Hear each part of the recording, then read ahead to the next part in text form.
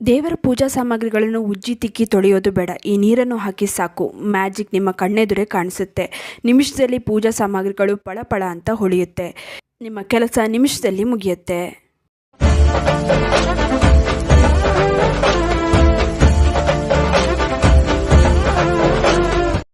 ನಮಸ್ತೆ, ವಿಭಿನ್ನ ಸಲಹೆಗಳು ಚಾನಲ್ಗೆ ಸ್ವಾಗತ. ದೇವರ ಪೂಜಾ ಸಾಮಗ್ರಿಗಳನ್ನು ಕ್ಲೀನ್ ಮಾಡೋದು ಒಂದು ದೊಡ್ಡ ತಲೆನೋವು ಅಂತಲೇ ಹೇಳ್ಬೋದು.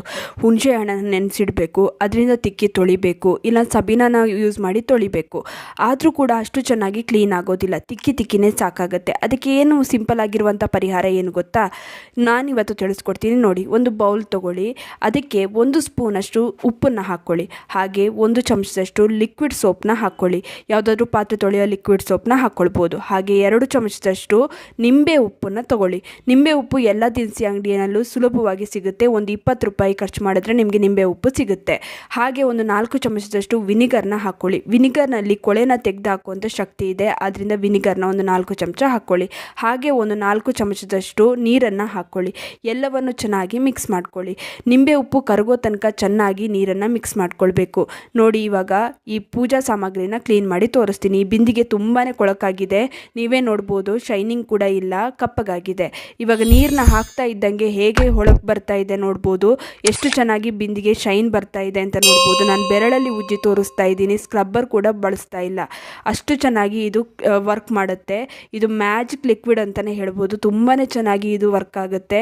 ನಿಮ್ಮ ಎಲ್ಲ ದೇವರ ಪೂಜಾ ಸಾಮಗ್ರಿಗಳನ್ನು ಇದರಿಂದ ಕ್ಲೀನ್ ಮಾಡ್ಕೊಳ್ಬೋದು. ಜಾಸ್ತಿ ಉಜ್ಜಿ ತಿಕ್ಕಿ ತೊಳೆಯುವಂಥ ಅವಶ್ಯಕತೆನೇ ಇರೋದಿಲ್ಲ. ನೀವೇ ನೋಡಿ ಹೇಗಿದ್ದ ಬಿಂದಿಗೆ ಹೇಗಾಯಿತು ಅಂತ ಡಿಫ್ರೆನ್ಸ್ ನಿಮ್ಮ ಕಣ್ಣೆದುರೇ ಕಾಣಿಸ್ತಿದೆ ಅಲ್ವಾ? ನೋಡಿ, ಇದನ್ನು ಕೂಡ ನಾನು ಕ್ಲೀನ್ ಮಾಡಿ ತೋರಿಸ್ತಾ ಇದ್ದೀನಿ.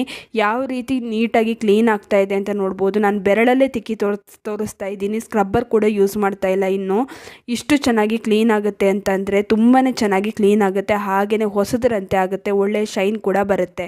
ನೀವೇ ನೋಡಿ ಒಳಗಡೆ ಎಷ್ಟು ಗಲೀಜಿದೆ ಅಂತ. ಜಸ್ಟ್ ನಾನು ಇದು ನೀರನ್ನ ಹಾಕಿ ಉಜ್ಜಿದ್ದಷ್ಟೇ ಎಷ್ಟು ಕೊಳೆ ಹೊರಗಡೆ ಬರುತ್ತೆ, ನೀವೇ ನೋಡ್ಬೋದು. ನೋಡಿ ಎಷ್ಟು ಕೊಳೆ ಹೊರಗಡೆ ಬಂತು ಅಂತ.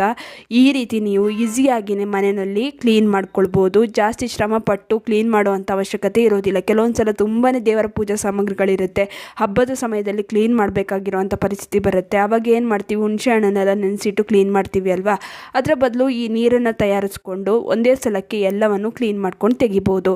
ಇನ್ನು ನೀವು ಸ್ಕ್ರಬ್ಬರ್ನ ಬಳಸಿದ್ರೆ ಸುಮ್ಮನೆ ಸ್ಕ್ರಬ್ಬರಿಗೆ ಈ ನೀರನ್ನ ಹಚ್ಕೊಂಡು ಈ ರೀತಿ ರಬ್ ಮಾಡ್ತಾ ಬಂದರೆ ಸಾಕು. ಜಾಸ್ತಿ ಉಜ್ಜೋದು ಏನು ಬೇಕಾಗಿಲ್ಲ. ನೀವೇ ನೋಡ್ಬೋದು, ನಾನು ಜಾಸ್ತಿ ಉಜ್ತಾ ಇಲ್ಲ, ಜಸ್ಟ್ ಇದನ್ನು ಅಪ್ಲೈ ಮಾಡ್ಕೊಂಡು ಬರ್ತಾ ಇದ್ದೀನಿ. ಈ ರೀತಿ ಮಾಡೋದ್ರಿಂದ ಜಾಸ್ತಿ ಏರಿಯಾ ಕೂಡ ಕವರ್ ಆಗುತ್ತೆ, ಈಸಿಯಾಗಿ ಕ್ಲೀನ್ ಮಾಡ್ಕೊಂಡು ಬರ್ಬೋದು. ನೀವೇ ನೋಡಿ ಎಷ್ಟು ಚೆನ್ನಾಗಿ ಕ್ಲೀನ್ ಆಯ್ತಲ್ವಾ? ಹೇಗಿದ್ದ ಬಿಂದಿಗೆ ಹೇಗಾಯ್ತಲ್ವಾ? ಎಷ್ಟು ಚೆನ್ನಾಗಿ ಶೈನ್ ಬಂದಿದೆ, ನೀವೇ ನೋಡ್ಬೋದು. ಹೊಸದರಂತೆ ಆಗಿದೆ. ಈ ಶೈನ್ ಹಾಗೇ ಇರುತ್ತೆ, ಯಾಕಂದರೆ ನಾವು ಇದರಲ್ಲಿ ನಿಂಬೆ ಉಪ್ಪು ನಾವು ಉಪಯೋಗಿಸಿದ್ದೀವಲ್ಲ, ಈ ಶೈನ್ ಹಾಗೇ ಇರುತ್ತೆ. ತುಂಬ ದಿನದವರೆಗೆ ಹಾಗೇ ಶೈನಿಂಗ್ ಆಗೇ ಇರುತ್ತೆ. ನೀವೇ ನೋಡಿ ಎಷ್ಟು ಚೆನ್ನಾಗಿ ಪಾತ್ರೆಗಳೆಲ್ಲ ಕ್ಲೀನ್ ಆಗಿದೆ ಅಂತ. ದೇವರ ಪೂಜಾ ಸಾಮಗ್ರಿಗಳನ್ನು ಕ್ಲೀನ್ ಮಾಡ್ಕೊಳ್ಳೋದು ಇನ್ನು ದೊಡ್ಡ ತಲೆನೋವೇ ಅಲ್ಲ. ಈ ಲಿಕ್ವಿಡ್ ಇದ್ದರೆ ಸಾಕು, ಈ ಮ್ಯಾಜಿಕ್ ಲಿಕ್ವಿಡಿಂದ ನಿಮಿಷದಲ್ಲಿ ಕ್ಲೀನ್ ಮಾಡ್ಕೊಳ್ಬೋದು. ಇನ್ನು ಈ ವಿಡಿಯೋ ನಿಮ್ಮೆಲ್ರಿಗೂ ಇಷ್ಟ ಆಗಿರುತ್ತೆ ಅಂತ ಅಂದ್ಕೊಂಡಿದ್ದೀನಿ. ಹೇಗನ್ನಿಸ್ತು ಅಂತ ಕಮೆಂಟ್ ಸೆಕ್ಷನಲ್ಲಿ ತಿಳಿಸೋದನ್ನ ಮರಿಬೇಡಿ. ಆದಷ್ಟು ಈ ವಿಡಿಯೋನ ಲೈಕ್ ಮಾಡಿ, ಹಾಗೆ ಶೇರ್ ಮಾಡೋದನ್ನ ಮರಿಬೇಡಿ. ನೀವಿನ್ನೂ ವಿಭಿನ್ನ ಸಲಹೆಗಳು ಚಾನಲನ್ನು ಸಬ್ಸ್ಕ್ರೈಬ್ ಮಾಡ್ಕೊಂಡಿಲ್ಲ ಅಂದರೆ ದಯವಿಟ್ಟು ನಮ್ಮ ಚಾನಲನ್ನು ಸಬ್ಸ್ಕ್ರೈಬ್ ಮಾಡ್ಕೊಳ್ಳಿ. ಹಾಗೆ ಪಕ್ಕದಲ್ಲೇ ಇರುವ ಬೆಲ್ ಬಟನನ್ನು ಕ್ಲಿಕ್ ಮಾಡಿ. ಹೀಗೆ ಪ್ರೋತ್ಸಾಹ ಕೊಡ್ತಾ ಇರಿ. ಪ್ರೋತ್ಸಾಹ ಕೊಡ್ತಿರೋ ನಿಮ್ಮೆಲ್ರಿಗೂ ತುಂಬಾ ಥ್ಯಾಂಕ್ ಯು.